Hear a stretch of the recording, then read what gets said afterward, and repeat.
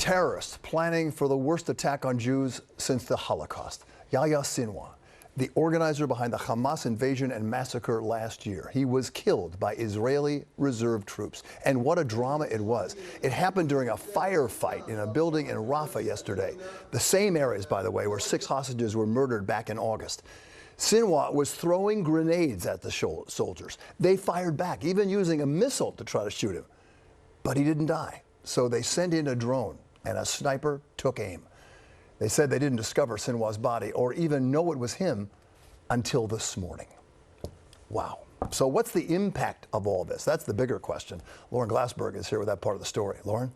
Well, Bill, many hope that his death will mean the end of Hamas and ultimately the end of the war in Gaza. Yahya Sinwar spent 20 years in an Israeli prison for murdering 2 Israeli soldiers. He was released in a prisoner swap and climbed the ranks of Hamas to become its leader. And ultimately, he was also Israel's #1 target. He didn't just launch this conflict, but for the past year has refused the efforts of the United States and our partners to end it. Yahya Sinwar, the mastermind of the event that changed so much in the Middle East and around the world, now dead, killed in Gaza during a firefight yesterday. The IDF had been targeting 3 militants.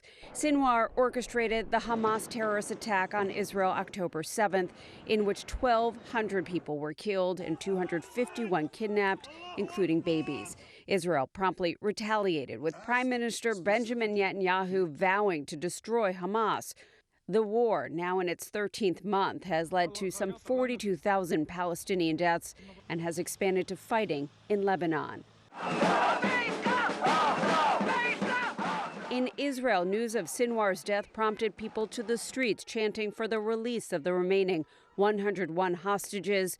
Dual American-Israeli citizen Omer Nutra, who's from Plainview, Long Island, is one of them. His parents took to social media today.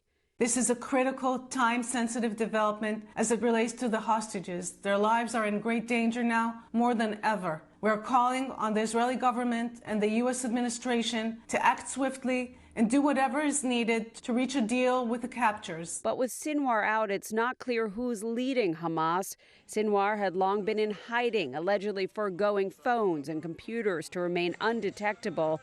In July, his predecessor, Ismail Haniyeh, was assassinated in Iran, and Sinwar had long been in charge of the military operations of Hamas. The path that Sinwar wanted for the region: death, destruction, instability, chaos, is a path that we know the people of the region reject.